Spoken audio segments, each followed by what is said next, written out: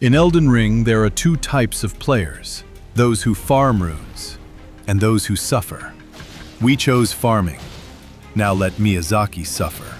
In this video, we'll break down the fastest and most effective rune farming methods.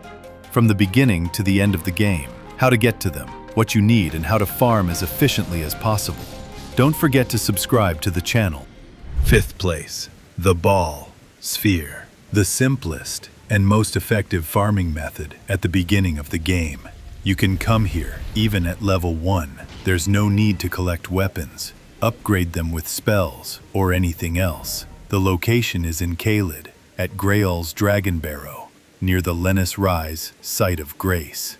To get here, you'll need to use a portal from the Third Church of Marika.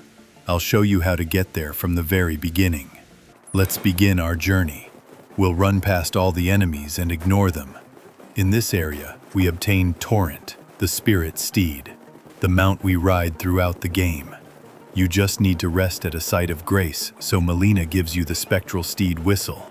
This is probably the first thing you should do when starting the game. Run across the bridge and turn left. Follow the path, staying to the right side. Up ahead, you'll find Kenneth Haight. His successor is Nefeli Lu.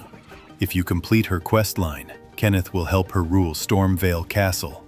If you kill him instead, you'll receive a golden seed. Continue on to the Third Church of Marika and enter the gap on the left. There, a hidden teleport will be waiting. It will send you to Caelid, to Gurranq, Beast Clergyman, where you can exchange Deathroot for various unique items. Follow the path ahead. First, we need to reach the bridge guarded by a dragon. If you simply run past without engaging, there's a high chance it won't even touch you. Once across the bridge, turn left. Near the graves, you'll find an updraft. Use it to descend. Before farming, use a Gold-Pickled Foulfoot. It increases rune gain by 30%. Also, equip the Gold Scarab Talisman. It increases rune gain by 20%. When used together, the bonus reaches 56%. I'll explain where to find both of these items at the end of the video. Now, you'll want to start heading downward. Stick to the left edge so you can quickly turn around and return to the site of grace. Using this method, you can farm 3,000 runes per run. After resting at the grace, simply repeat. 4th spot, killing the dragon at Fort Faroth. It's more efficient than rolling the boulder. You get up to 78,000 runes per kill. It's located not far from the boulder, also in Caelid, by the Fort Faroth site of grace. The fastest way to get there is to teleport near the Third Church of Marika. I showed how to reach it in the previous method. You'll arrive in the Bestial Sanctum, where Gurranq, the Beast Clergyman, is located.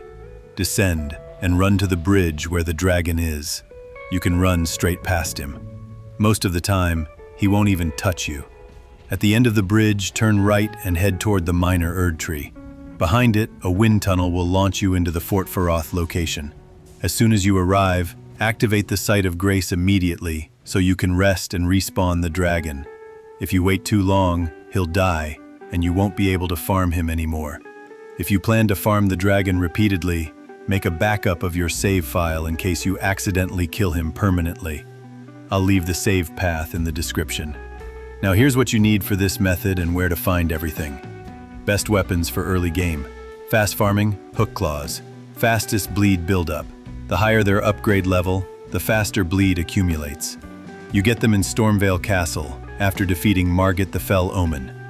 If you haven't reached Stormveil yet or Margit is too tough, use the Morning Star. You can also use Uchigatana or Bloodhound's Fang, but they'll be slower. Buff and Seal. Bloodflame Blade. Buffs your weapon with blood fire, adding fire damage, and increasing bleed buildup. This makes the dragon die twice as fast. You'll need a seal, which can be obtained in the Darkroot Basin, which you can buy from the Twin Maiden Husks in Round Table Hold. You can find the Bloodflame Blade incantation in Liurnia of the Lakes. Talismans. Gold Scarab. Increases runes gained by 20%. Green Turtle Talisman. Increases stamina recovery by 17%, allowing more hits in less time. Flask Tears. Harvested Greenspill Crystal Tear, plus 15% max stamina. Green Burst Crystal Tier, plus 33% stamina regen. Both last 3 minutes. I boosted endurance higher to demonstrate faster, but you really only need Dexterity 14 for the claws, Faith 12 for the Bloodflame blade. Let's get started. We run up to the dragon and we need to reach a specific spot where there's a strange structure that looks like coral, and underneath it are dark crimson flowers. That's our attack position. From there, we'll start hitting the dragon and our strikes won't miss. We apply Bloodflame blade, drink the flask of wondrous physic, and this is important. We need to dual wield our claws so that we're holding one in each hand. This will increase our attack speed, which means bleed buildup will happen faster. On PC, you can do this by holding E and clicking LMB or RMB, depending on which weapon slot your claws are in. Now we start shredding it. With this build, you should be able to complete one full kill run in about 1.5 to 2 minutes. If you're using charged attacks with control, you'll take twice as long, so stick to regular lead attacks for faster kills. Also, when dual wielding, strength requirements are effectively reduced because your strength is considered increased by 50%. So for example, if a weapon requires 30 strength but you only have 20, dual wielding boosts your effective strength to 30, 20 plus 50%, letting you wield it properly. As the dragon's health gets low, use your Gold-Pickled foul foot if you haven't already, and after killing it, you'll see a distinct bounce or twitch in its tail. That's your cue to run immediately so you can reach the site of grace in time. Sprint back as fast as you can. Use a speed boost. And if you hit a tree or realize you won't make it in time, open the map and fast travel to the nearby grace. You won't get the gold from this kill, but at least you'll save the dragon. Especially important if you didn't back up your save and want to keep farming it until Mohgwyn Palace. If you didn't make it in time, you'll get a dragon heart, and the dragon is gone for good. Hookclaws. Hookclaws can be found in Stormveil Castle.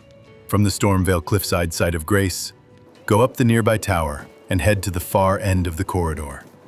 The weapon is located in a dead end, next to a patrolling enemy. Morningstar. Morningstar is located in the Weeping Peninsula.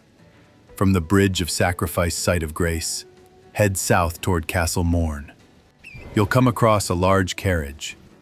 Check the chest at the back to get the Morningstar.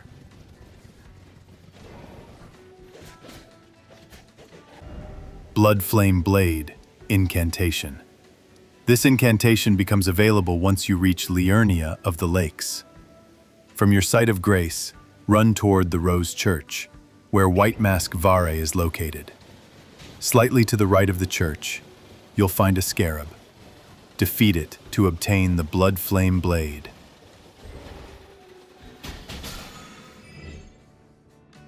Green Turtle Talisman. The talisman is located near the Summonwater village outskirts site of Grace, where you may encounter Tibia Mariner. You don't need to defeat him. To access the hidden chamber, you'll need one stone sword key to unlock the imp statue. Head down, and inside a chest, you'll find the Green Turtle Talisman. Flask of Wondrous Physic, 2 crystal tears, Crimson Spill crystal tear. This tier is found not far from the Third Church of Marika, near the area where you previously used a teleporter. Follow the nearby path to a minor Erdtree. The tier is located there.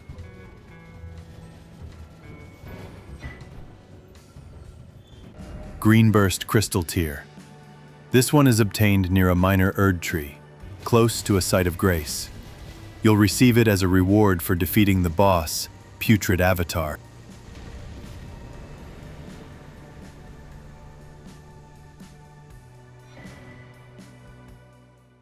Number 3, Giant Crow in Mohgwyn Palace. One of the most efficient and simple rune farming methods. All you need is a bow, a little bit of aim practice, and you're good to go. Each successful kill gives you up to 17,000 runes, clean and easy. The only challenge is reaching Mohgwyn Palace. The fastest way is through the White Mask Vare questline, where he rewards you with the Pure Blood Knight's medal. Alternatively, you can reach this location via a portal in the consecrated snowfield. I'll leave a link to that video in the top right corner and in the description below. The farming spot is located at the Palace Approach Ledge Road Site of Grace. Walk up to the cliff edge and aim between the large tree branches to spot the crow. Once hit, it will charge at you full speed, then fall right off the cliff, seemingly forgetting it has wings. Rest at the Grace to reset. To speed things up, as soon as you stand up, walk halfway to the ledge, draw your bow, and fire as soon as the crow enters your aim zone. If you miss, wait for it to reset its position and try again. Second place, Rune Farming Glitch via Jump. The farming spot is located right next to the Grace at the Dynasty Mausoleum Entrance. I've marked 2 points on the map. The first is where you climb the cliffs. The second is the exact jump spot. Walk away from the Grace and jump off the cliff so you can summon Torrent, the spirit steed.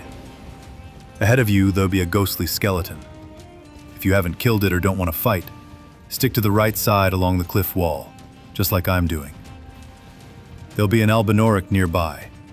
If you get too close, a ghostly skeleton might spawn, so I run behind it to avoid the trigger. Behind the tree on the left, you can climb up onto the cliffs. It's easy to do if you first jump on the rocks to the right, then onto the branch or ledge, then up to the top. You'll figure it out. Once you're up, run toward the marker. Bring along Gold-Pickled Foul Foot and Golden Horn Tender. Both stack with Golden Scarab, but you'll have to choose one of the two. When you reach the marker, you'll see some blood stains and white streaks on the ground. Just past them is a small ledge. That's our jump point. Then cast Heal or Golden Vow. As soon as you begin falling, hold right-click to cast your spell in mid-air. Don't let go. This lasts about a minute, and if you hold it a little longer, you'll collect even more runes. Typically, you'll get around 200,000 runes after a minute.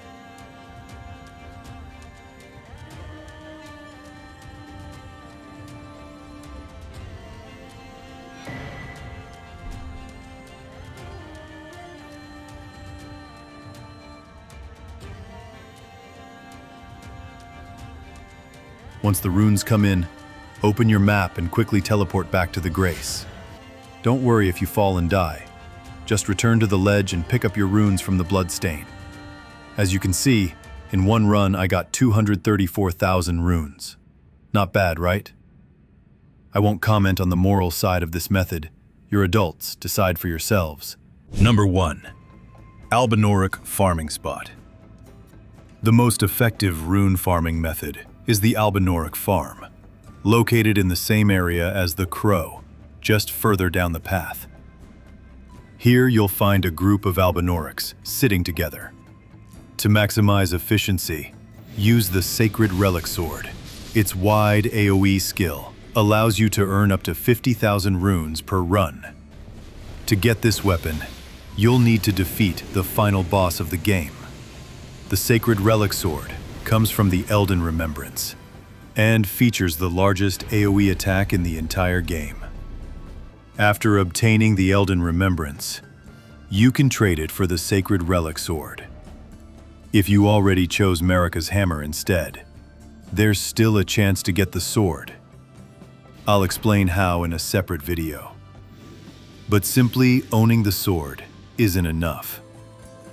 Without proper upgrades, you won't have enough damage to kill the enemies in one hit, and they can quickly overwhelm you. You'll want to upgrade the sword to +10. This ensures you can wipe out all enemies in a single swing, and also trigger Overkill, which grants +20% extra runes. I've left a guide to finding all somber smithing stones in the top right corner and in the description. You can also boost your damage further using specific buffs and talismans. Recommended talismans: Sacred Scorpion Charm. Increases holy damage from all sources by 12%.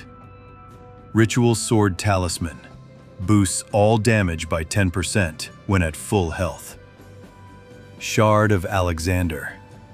Enhances weapon skill damage by 15%. Buffs and incantations. Golden Vow. Boosts all outgoing damage for you and allies by 15%. Howl of Shabriri. Increases damage dealt by 25%, but also increases damage taken by 30%. If you use the Frenzied Flame Seal, the boost increases to 20% and lasts for 40 seconds. Flask of Wondrous Physic. Holy Shrouding Cracked Tear. Boosts holy attacks by 20%. Lastly, remember that the weapon skill scales with faith, so increasing your faith stat will significantly improve your overall damage. Overkill is a hidden mechanic in Elden Ring. To trigger it, the player must deal at least 150% of the enemy's total HP in a single hit. It doesn't matter whether the target is at full health or already wounded. What matters is that the killing blow exceeds that 150% threshold. When done correctly, you'll receive 20% more runes from that enemy. Both weapon skills and spells do count toward this bonus. For example, Normal Kill, 2,044 runes. Overkill, 2,453 runes. Albinaurics, for instance, have 1,190 HP. So you'll need to deal around 1,785 damage in one hit to activate Overkill. Here's how to do it properly. Position yourself right in front of the Albinauric group and use the weapon skill. Don't worry if you miss the one on the far right. The key is to hit the ones further back. The skill splits into several waves near the end, and it's normal for some gaps to appear between them, where enemies might not take damage. If you've done everything right and cast the skill from the correct spot, you'll receive 30,000 runes per cast, 37,000 runes with the Golden Scarab equipped, and up to 50,000 runes with both Golden Scarab and Gold-Pickled Foulfoot. In the Shadow of the Erdtree DLC, there's also an item called Horn Tender, which boosts rune acquisition by 40%. Keep in mind, however, that it does not stack with Gold-Pickled Foulfoot. What to do if you chose Marika's hammer instead of the Sacred Relic Sword? If you accidentally picked Marika's hammer instead of the Sacred Relic Sword, don't worry, you can still get the other item. All you need to do is duplicate the remembrance using a walking mausoleum. There are 7 of them in the game, and they come in 2 types, with a bell, without a bell. For our purpose, any type will work. 2 mausoleums without bells can be found in Liurnia of the Lakes, near the Mausoleum Compound site of Grace. To access the inside of the mausoleum, you need to remove the barnacle-like growths from its legs. You don't need to clean off every single one. Once you've cleared enough, the mausoleum will begin to lower itself to the ground, and the entrance will open. Once inside, you'll be able to duplicate any remembrance in your inventory. Keep in mind, this won't automatically give you the Sacred Relic Sword. You'll still need to go back to the Round Table Hold, talk to Finger Reader Enia, and now that you have a second copy of the Elden Remembrance, you'll see the Sacred Relic Sword available for selection. Sacred Scorpion Charm. Location: Caelid, at the Smoldering Church. Reward for defeating Anastasia, Tarnished Eater. Increases holy damage dealt by 12%, but also increases damage taken. Shard of Alexander, obtained by completing Iron Fist Alexander's questline. Alternatively, if you kill him before finishing his quest, you'll get the Warrior Jar Shard, which is a weaker version. Ritual Sword Talisman. Boosts all outgoing damage by 10% while at full health. Location: Altus Plateau. Inside the Lux Ruins. From the site of grace, head toward the ruins. Look for an entrance on the opposite side, leading into an underground chamber. Inside, you'll face demi-human Queen Gillica. She's a relatively easy boss, with many openings for attacks, and is especially weak to fire damage. After defeating her, the talisman will be in a nearby chest. Incantation, Golden Vow. Location, Mount Gelmir, inside the Corpse-Stench shack. This incantation boosts all damage dealt by the caster and nearby allies by 15%. Incantation, Howl of Shabriri. Found in Liurnia of the Lakes, at the Frenzied Flame Tower. To get there, start from the Frenzied Flame village outskirts. Site of Grace. This incantation builds up madness in both the caster and enemies in the area. When used, it grants the following effects: plus 25% damage dealt, plus 30% damage taken. Enemies are more likely to target you. Duration, 40 seconds. Using the Frenzied Flame seal boosts the incantation's damage by an additional 20%. Holy Shrouding. Cracked Tear. Location, Liurnia of the Lakes. Dropped by the Erdtree avatar near the minor Erdtree. You can easily reach it from the Frenzied Flame village outskirts, Site of Grace. It boosts holy damage by 20% when mixed in the Flask of Wondrous Physic.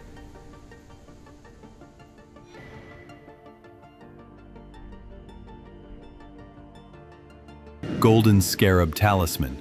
Location, Caelid, inside the abandoned cave. Reachable from the Smoldering Wall Site of Grace. This talisman increases rune gain by 20%. To get there, from the Grace, follow the path along the cliffside until you see a tree extending over the edge. Carefully drop down and jump onto the tree root. Follow the route to reach the abandoned cave entrance. Bring a torch or lantern. The cave is very dark. Activate the Site of Grace inside, and be prepared. The path ahead is dangerous. You'll want to bring preserving boluses or cleansing incantations to deal with scarlet rot. It's also highly recommended to use a weapon with the Quick Step skill, common on daggers, to help you avoid rot geysers and move quickly through the toxic terrain. Use Stakes of Marika for easier retries. The Golden Scarab is rewarded after defeating the boss, Clean Rot Knight.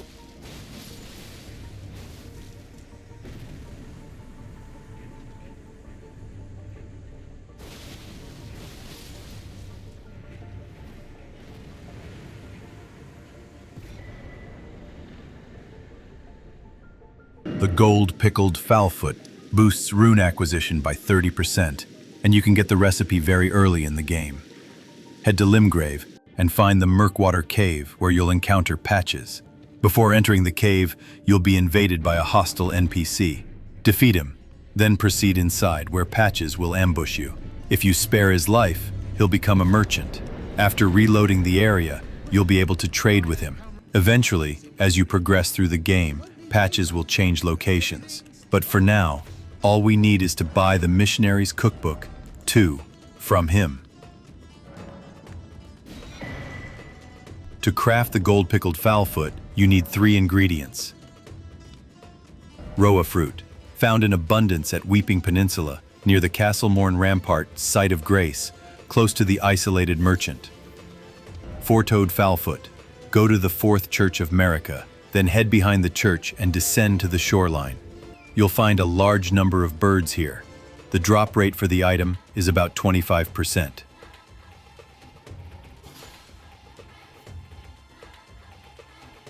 Gold Firefly.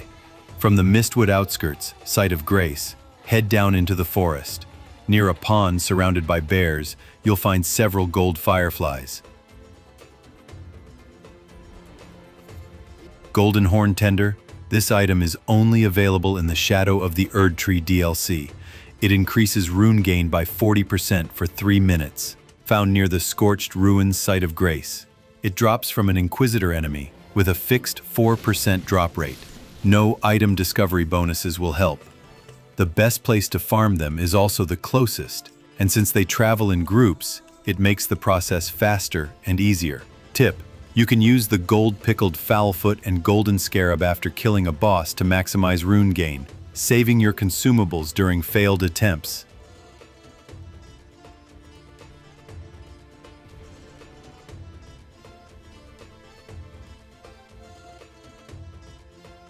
Here's a quick comparison of killing the boss with and without buffs. And keep in mind, some bosses have different timing for when runes are awarded. Hey, if you're enjoying the content, consider subscribing. It really helps the channel.